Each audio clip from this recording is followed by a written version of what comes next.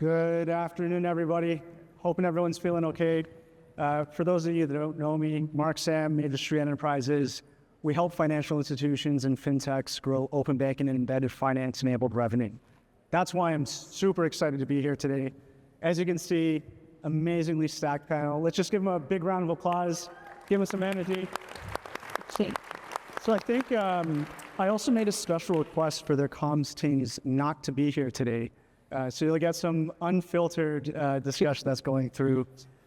We have about 30 minutes to go through roughly 30 hours of conversation.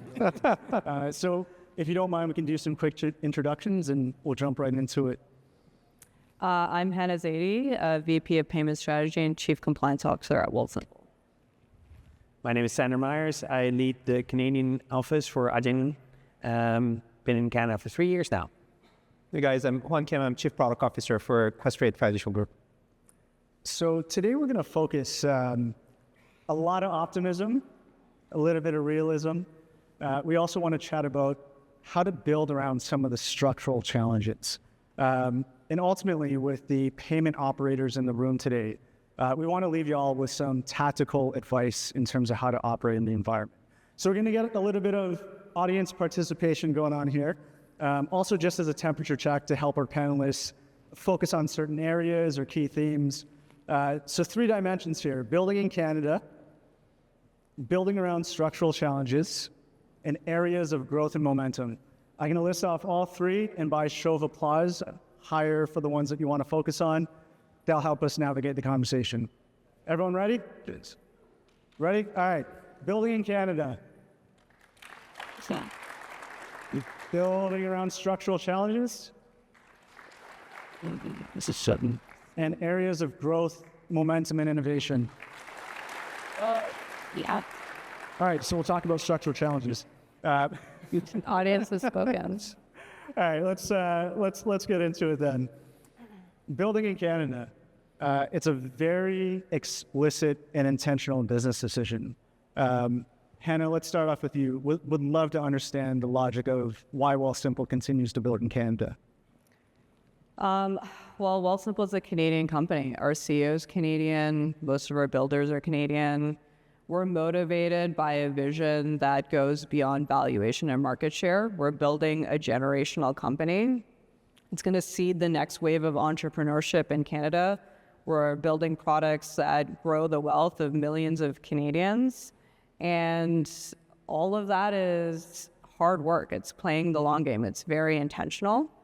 And so we've done really hard things. We were the first operating member securities dealer of Payments Canada. We built our payment infrastructure, banking infrastructure from scratch. We became a direct participant of the e-transfer network. We have a direct issuing license with Visa. And we obtained approval for a settlement account at the Bank of Canada for the upcoming real-time payment system, which we're still waiting to use. But all of these things were hard. There were easier ways to get access to these things. But, we want to create an ecosystem. We want to create a network effect for the next 10 companies to be able to do the same. Like ShakePay just announced their Payments Canada membership yesterday. We're laying the groundwork for future companies to really build on top of that, because that is what brings real outcomes for Canadians. So that's super important to us. Hwan, what are your thoughts there? I'm probably going to start with the more boilerplate answer, and then I'm going to a real answer. So at not a boilerplate, but if you look at Questrade, we're 26 years old, 100% actually privately owned, a founder-owned company, all based in Canada. I think it comes with incredible privileges for me and teams like ours, because we really don't need to worry a lot about the next quarter earnings, right? What the shareholders are going to vote on, or even what the VCs and fundraisers are going to worry about, right? We really get to actually focus on our long-term mission around making Canadians' lives and their financial lives much more successful.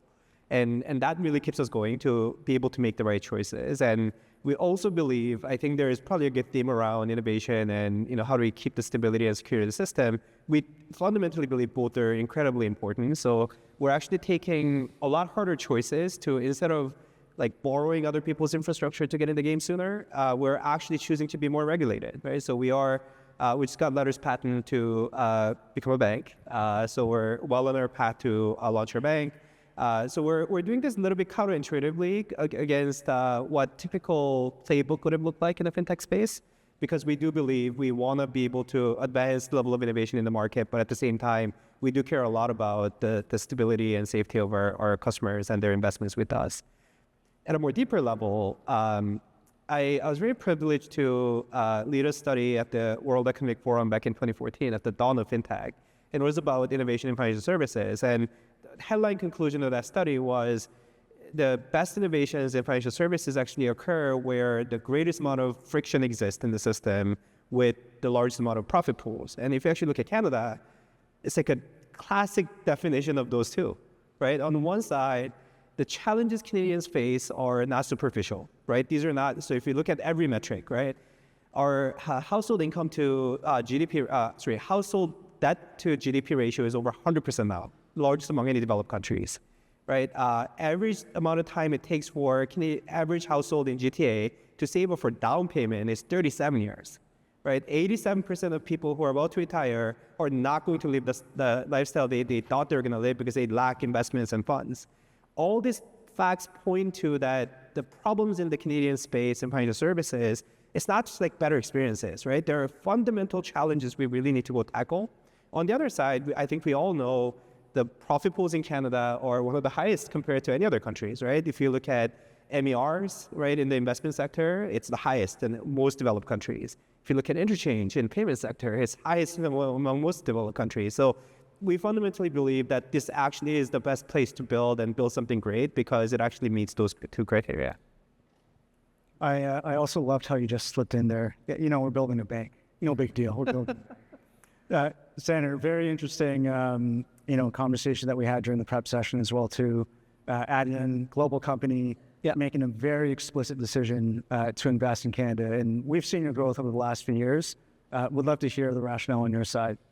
Yeah, for us, it's everything we do at Adyen is merchant driven, right? So it's not like, oh, let's go into Canada and find some merchants. It's always the opposite. So as a global financial technology company, Adyen has 27 offices across the world. We processed over $1 trillion, 1.5 trillion Canadian last year. And we were working with global enterprise companies that were solving hard problems, right? Payments is a hard problem to solve, especially if you're a global company that wants to do payments across the world everywhere, including Canada. So a lot of our global merchants were asking us, like, we love your platform, we love your technology. Can you solve the Canadian problem for us? Because I think your platform will work there too. So that's exactly what we did. We came in, we got our own acquiring license, we certified all our solutions up to our terminals, but more importantly, we build a local team too. So as interesting as the Canadian market is to enter, if you don't build a local team, you will never really understand the nuances. What is Interact? What is an EFT? What is a PAT? So by putting a local team in place, we listen not only to the global merchants that enter Canada, but we also listen to the domestic players. Like, these are the things we deal with every day. Can you solve this too? And then we take a hard decision like, Wealthsimple. It's like, we're not going to buy it and patch it up. We're going to build it ourselves because we're also playing the long term. And end of the day, our customers are global enterprises that want to use a simple platform and not a fragmented payment landscape that they have to tie together. And that's what we did, and being local is the only way to actually do it the right way. And so we're hiring people, we're investing in the technology every single day. And it also doesn't help from a talent acquisition perspective that you have one of the coolest offices that I've ever seen. There's good talent in Canada. I mean, there's also a big appetite from Canadian merchants and Canadian people to change things, and I think that's where it's really cool to work at a company like Wealthsimple or Adyen or Questrade. It's like, okay, these companies are actually doing the hard stuff every single day. Let's join that. And Canadian merchants, one last thing, Canadian merchants, why it's also a no-brainer to be here. Canadian merchants don't only think about Canada, they're also thinking about expanding globally. And our platform is very useful for that. Yeah, I love it. And I know the audience chose structural challenges as the third, but we'll get into some of those items as well too, which I'd be really interested to hear. I think we touched upon it during some of the last panel sessions, definitely over coffee chats folks have every single day around the area. The macro situation. tariffs, stagflation. It seems like the only certainty right now is uncertainty. But when you look around the Canadian market, your customers, small businesses, and you're thinking about building, what are those areas where you see significant potential for growth, but also business opportunity? Hwan, do you want to start? Yeah, so it's going to be a little bit of yes, but answer. But I'm actually, so first of all, like on the point of uncertainty, I'm actually incredibly proud of Canadians because Canadian investors, specifically retail investors, I think really learn how to embrace uncertainty rather than be scared by it, which I think is actually a tremendous feat that a lot of people in the industry have done to further consumer education, providing more access to products, so on and so forth. With that said, looking ahead, what I get really excited about is truly democratize what it means to be having a premium financial services that actually solves the real problems I just talked about. Because if you think about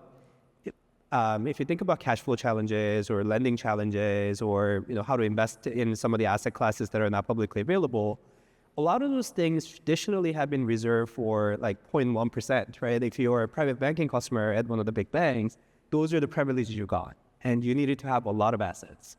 And we fundamentally believe assets is not the most fair or even like optimal way of looking at our customers, because unfortunately for the next generation of customers, a lot of their assets are real assets, right? It's held up in real assets and liabilities. So we have to, I think, look at it a little bit differently. And with all the capabilities and technology in the market, I think we're really at the precipice of being able to truly democratize what it means to have premium financial services and have more of your financial services actually being taken care for you, or having different, more privileged access to things that you couldn't have done before. With that said, the big but part though is I really get worried about what's ahead of us, because the companies who are actually really ahead of this, like this is not a 5-year thing, right? If you look at like Robinhood, right? They're already pushing forward and pulling apart on some of these things. I'm not sure how many would have seen their Robinhood Gold event, and when they unveiled the Cortex and what their vision for it. Or if you look at Revolut, right, who's coming back to Canada, they already are rolling out similar type of capabilities, and a lot of these players are really pulling apart. Their barriers to entry to Canada is continuing to falling down, because they're going to either entering by borrowing other people's infrastructure in Canada, or they come in as the infrastructure front-end provider in the market.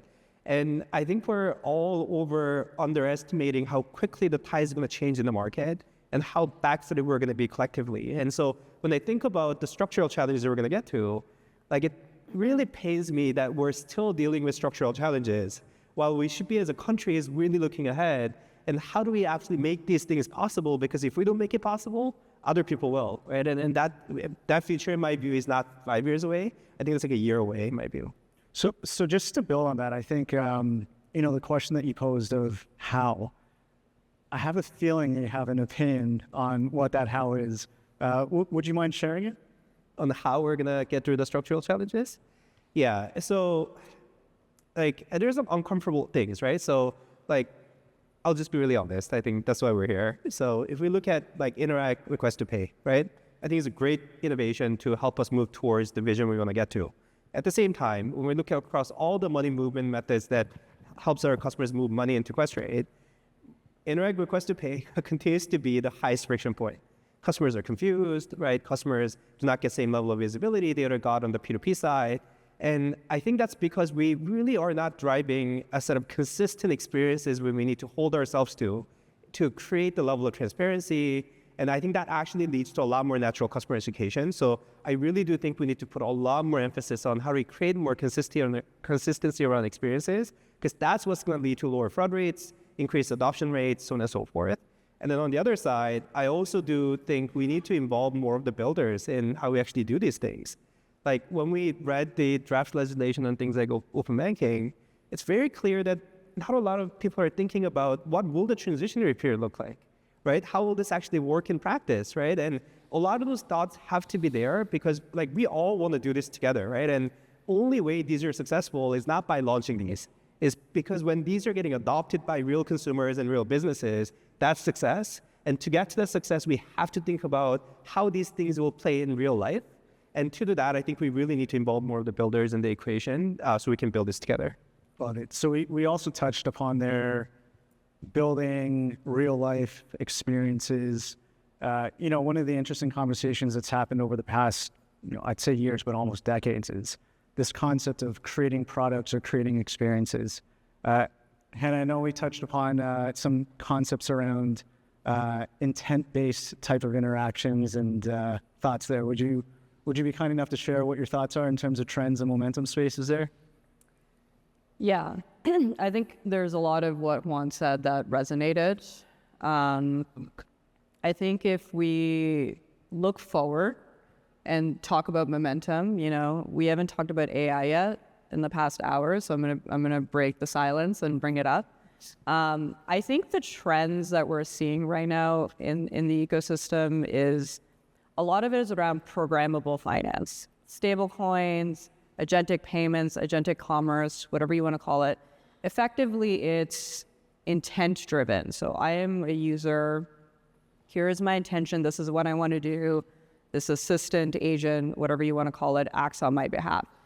In Canada right now, we're stuck in many ways. Hwan alluded to a few of those. It's basically the current state that we're in is that we're talking about open banking. We've been talking about open banking for like 15 years. The bill died last year in Parliament. The future of what that looks like is uncertain.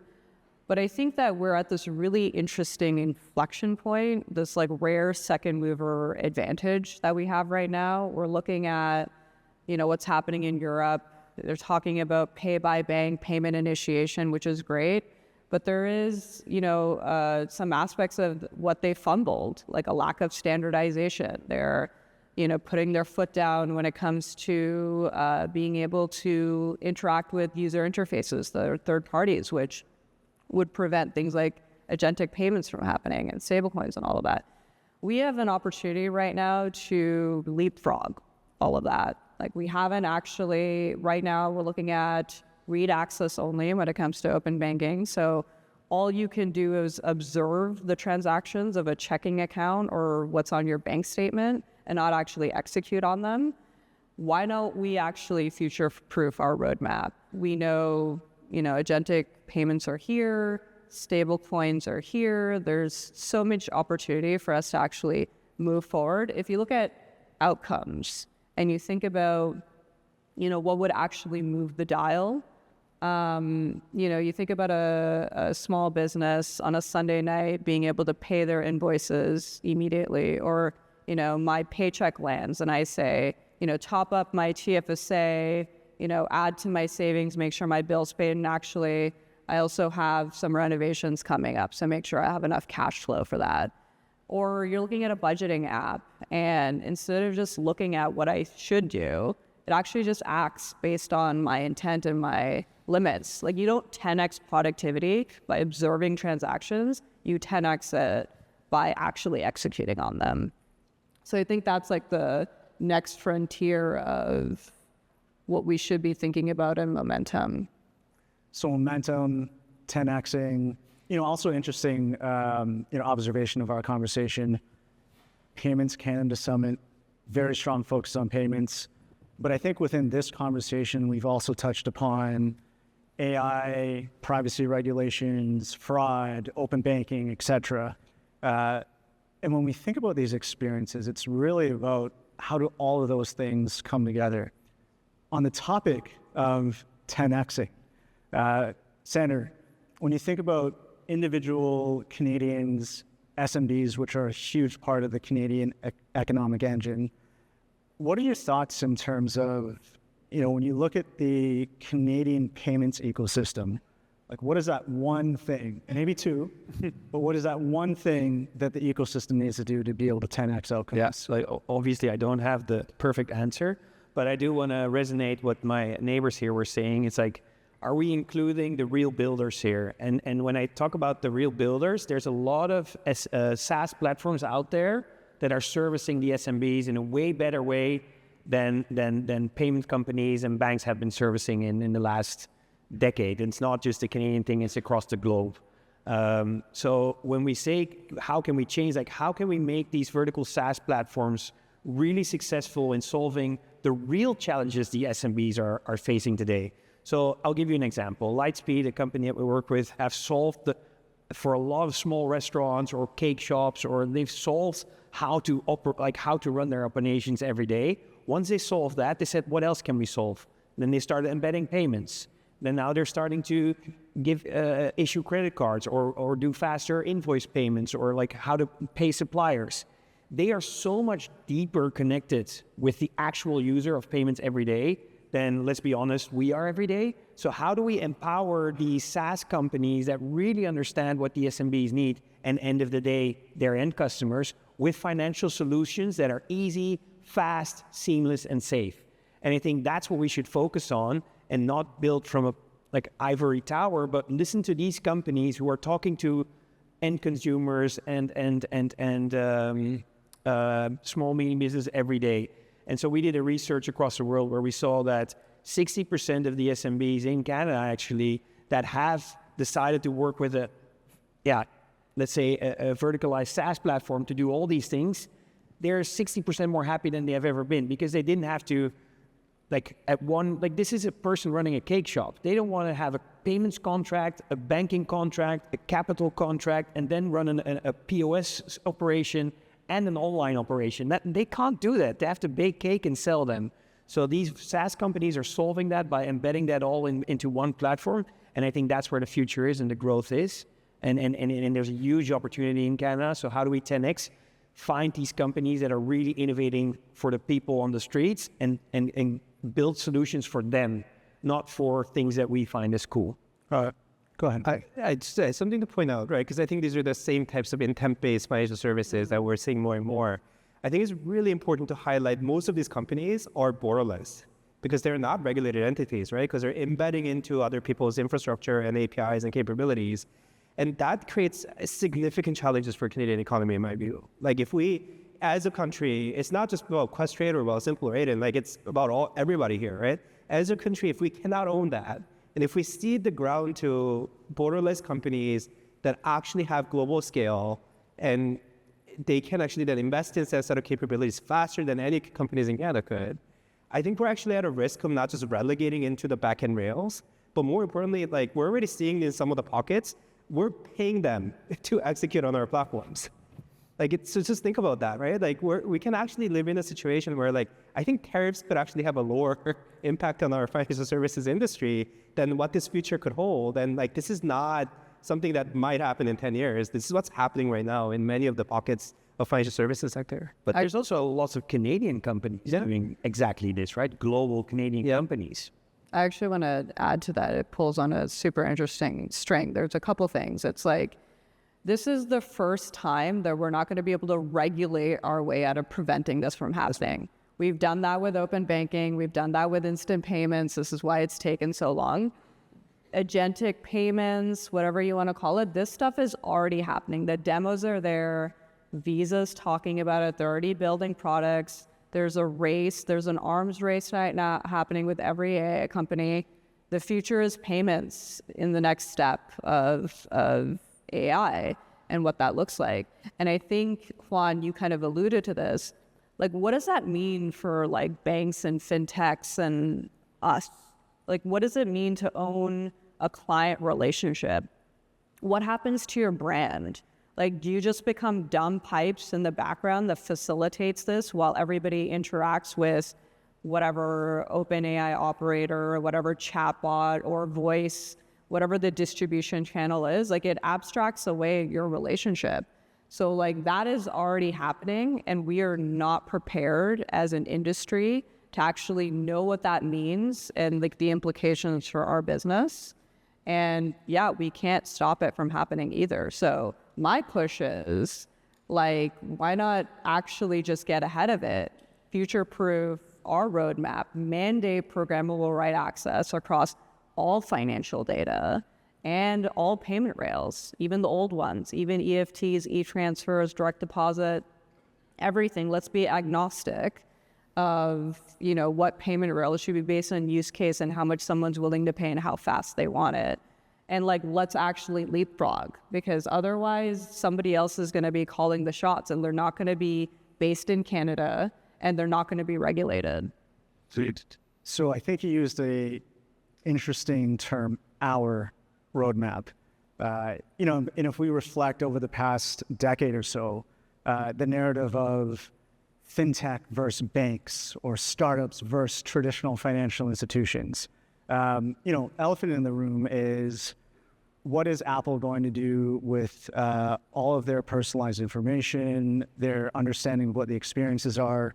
So it's this very interesting time that I feel like there's an inflection point of, competition isn't really fintechs versus banks or startups versus institutions. It's starting to become the partnerships of, institution plus startup, fintech plus bank. Like, that's a very interesting movement that I see and hope continues as well too. So on this topic of building in partnerships, we have about 5 minutes. So what I would love to hear is, again, operators in the room, what is that one piece of advice from a building perspective that you'd give to the executives and operators from a payments point of view? I can start. I think it's going back to my previous point, I think we really have to anchor back to what does this all mean for end users, right? And their experiences for today and their experiences for tomorrow. And if we can really just, all the transformation we're doing is obviously an incredible momentum, right? But if we can just anchor those efforts to make sure that at the end of the day, we should refuse to do anything that deters the end user experience being the right thing. And that includes, right, making sure fraud is not there and all those things, right? I think that's the most important thing. And if we design this and build this in silos and in closed rooms, it's not going to be as effective. And what a terrible return on investment, given we're collectively all making a huge investment to make this happen. And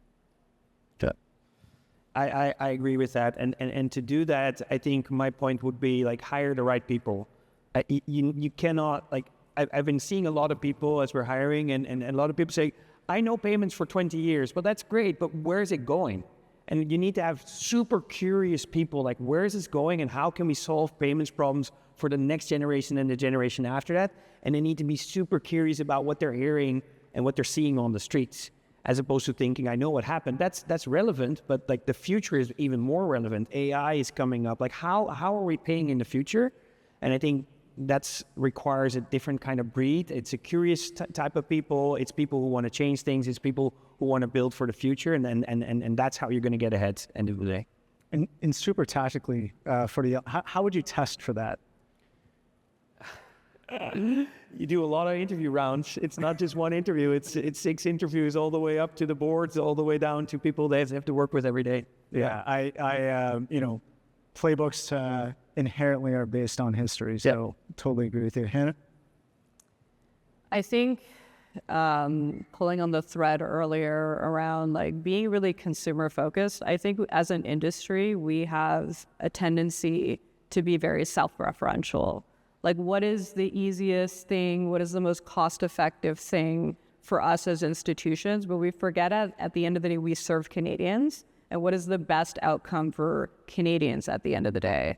And I think that whether that's intent-driven finance, just coined a term here, but intent-driven finance, where I just talk into some sort of assistant and tell it what to do, or it's something in the middle, I think the focus needs to be what is the best outcome for Canadians? What's going to have them focus on the things that are important rather than having to flip through 5 different apps and different forms and call different people and be put on hold. And that's not good client experience. If you're going through a big life decision, part of my decision factors shouldn't be how much time do I spend in person at a bank branch, or, I'm going to have this really stressful conversation. It should be based on outcomes. We shouldn't even be a factor in that consideration. And I don't see that happening yet. And I think that is what needs to happen for the future builders of financial products in this country. Awesome. So just to do a really quick recap, I think it is indisputable that Canada is in a very specific inflection point. I think also what we heard is a different mode of competition, not the traditional, A versus B, fintech versus bank, but really looking at what the potential threats are from non-traditional competitors coming into the marketplace. and also heard a lot of, I would say, passion for building towards individuals, but also small businesses in Canada. So folks, if you could give the panelists a round of applause. We appreciate your time. Thank you.